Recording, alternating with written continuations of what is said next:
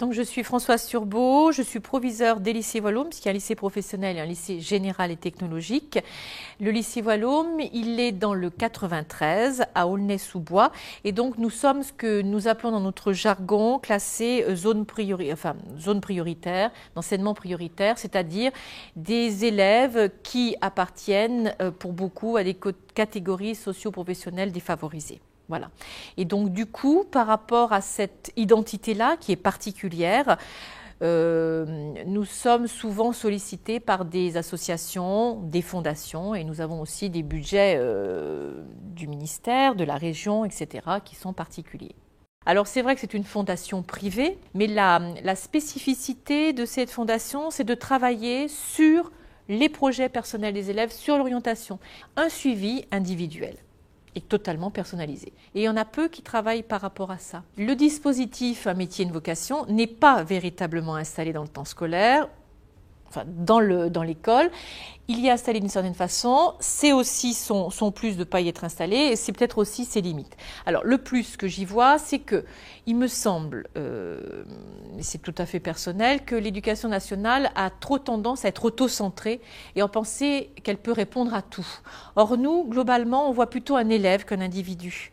Et donc il est important que des gens de l'extérieur, avec une autre vision, avec une vision d'ensemble, qu'ils soient psychologues, qui s'appellent coach ou qui s'appellent, etc., mais puissent venir aussi aider, travailler avec les jeunes qui sont accessoirement, si je puis dire, nos élèves, mais travailler sur leur projet personnel dans la globalité.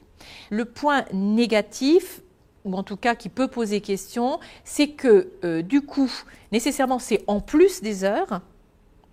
Donc il faut que les élèves fassent une partie aussi du chemin, c'est-à-dire acceptent de donner du temps par rapport à ce dispositif. Je pense que c'est un apport positif, évidemment, pour les élèves, qu'un certain nombre de nos élèves ont des difficultés scolaires ou ne sont pas toujours là. Le problème d'absentéisme, de décrochage, sont souvent liés à un problème, d'une part, d'estime de soi et d'autre part, de projection dans l'avenir. Et donc c'est vraiment important de travailler avec les élèves de toutes les façons possibles autour de leur projet personnel. Globalement, c'est plutôt positif. Voilà.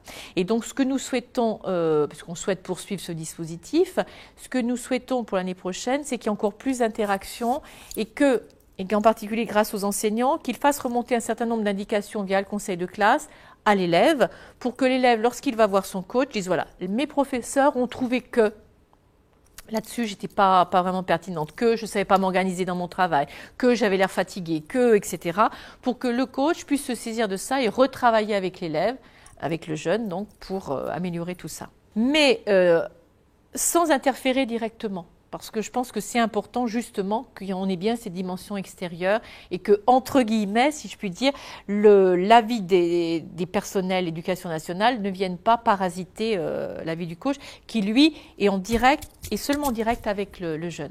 Donc je pense que c'est vraiment très intéressant et c'est vrai qu'on se rend très bien compte, y compris en prenant des enfants jeunes, puisque je sais que la Fondation cherche à travailler avec des élèves de collège dès la 4e, que c'est important et que ce projet personnel, c'est quelque chose qui peut les tenir et qui redonne du sens à l'école. Donc vous voyez, passer par l'extérieur pour redonner du sens à l'école. Et on a besoin donc de types de dispositifs comme ça.